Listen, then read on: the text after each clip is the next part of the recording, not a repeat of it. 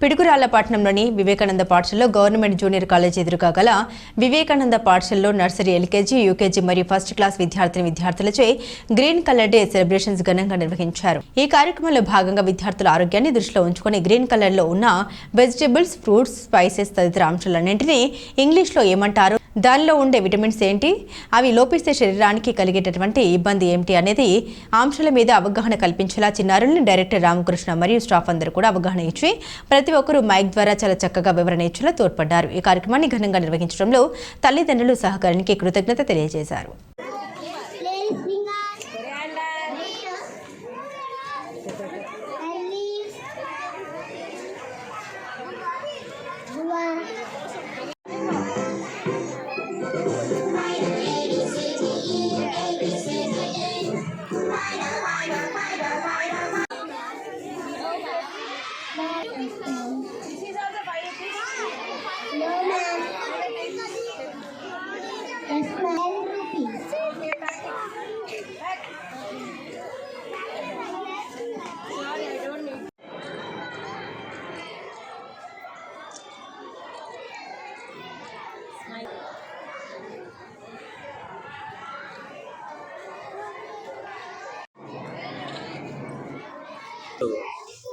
మన పాఠశాలలో green colour day celebrations LKG, UKG మరియు ఫస్ట్ క్లాసు విద్యార్థుల చేత నిర్వహించాము.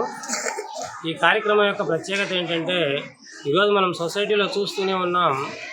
మన రీసెంట్గా ఒక చిన్న వీడియో నన్ను బాగా హర్ట్ చేసింది. ఒక పెళ్లి ఫంక్షన్కి వాళ్ళ ఫ్రెండ్ మ్యారేజ్కి వెళ్ళి స్టేజీ మీద గిఫ్ట్ ఇస్తూ ఒక బాబు కుప్పకూలి చనిపోయాడు హార్ట్ స్ట్రోక్ రావడం వల్ల. ఈ హార్ట్ స్ట్రోక్స్ ఎందుకు వస్తున్నాయి అంటే, ఈ వయసులోనే హెల్త్కు సంబంధించి సరైనటువంటి కేరింగ్ లేకపోవడం, ఏది తీసుకుంటే మన గుండె బలపడుతుంది, ఏది తీసుకోకపోతే గుండె బలహీనపడుతుంది అనేటటువంటి అంశాల మీద స్పష్టత లేకపోవడం, అందువల్లనే చిన్నప్పటి నుంచే మొక్కై వంగనేది మానవ వంగున అన్నారు పెద్దలు.